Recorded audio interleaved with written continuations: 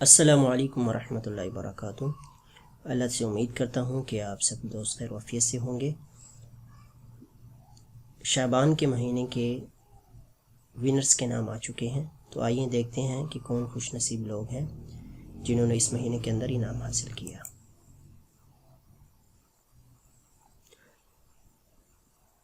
الفائزون، جی ہاں، تو یہ ہیں وہ لوگ جنہوں نے اس مہینے کے اندر انعام حاصل کیا۔ سب سے پہلے رقیہ سعید حسین ہے سعودیہ سے، اس طرح نجلہ فتح ابو عجوہ فلسطین ہے، پھر سعودیہ سے ہے،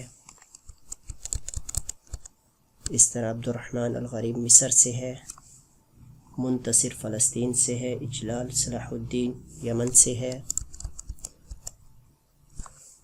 رحمہ ابراہیم علی سعودان سے ہے، عمار اردن سے ہے، عبد القادر ترکیہ سے ہے، نوران وائل محمود سلطنت عمان سے ہے، سید عبد الرحمن بن سید اسلام اثری یہ افغانستان سے ہے، یمن سے ہے،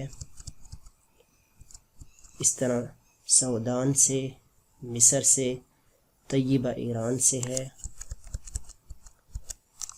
محمد اسلم حکیم اللہ نیپال سے ہے، شاکرہ خاتون انڈیا سے ہے، اس طرح مورتانیہ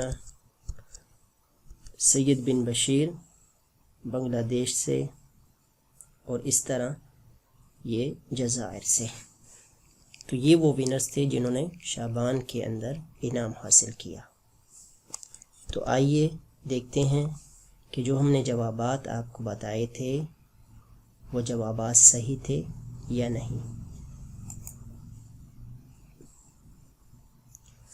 سوال نمبر 1 بالکل صحیح ہم نے بتایا تھا، کان یصوم اکثر شعبان ولا یفطر الا قلیلا، آپ صلی اللہ علیہ وسلم شعبان کے اکثر روزے رکھا کرتے تھے اور بہت کم روزے چھوڑا کرتے تھے۔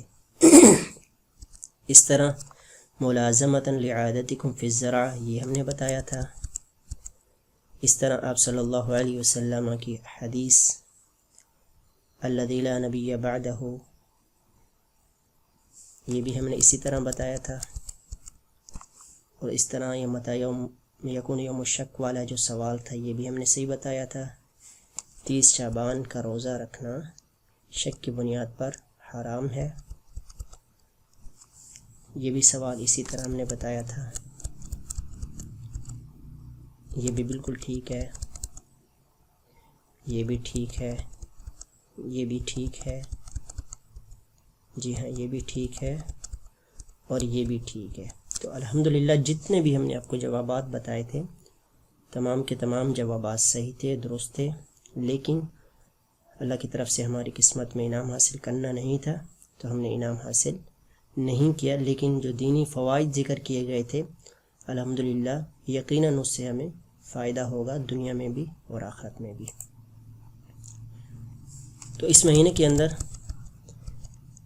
کتنے لوگوں نے شرکت کی، کہاں کہاں سے شرکت کی؟ 25,198 لوگ شریک ہوئے، 119 ملکوں سے شرکت کی گئی اور 20 لوگوں نے انعام حاصل کیا۔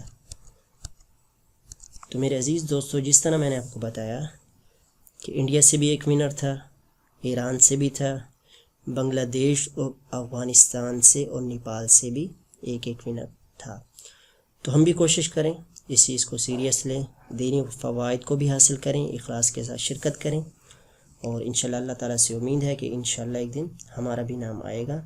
اگر نام نہیں بھی آتا تو ہمیں اس نیت کے ساتھ شرکت کرنی چاہیے، جو دینی فوائد ذکر کیے جاتے ہیں یقیناً وہ ہمارے آخرت کے لیے بہت بڑا فائدہ ہے اگر اس پر ہم عمل کرتے ہیں۔ تو مجھے اجازت دیجیے، انشاءاللہ اگلے مہینے پھر آپ کی خدمت میں حاضر ہوں گا۔ والسلام علیکم ورحمۃ اللہ وبرکاتہ۔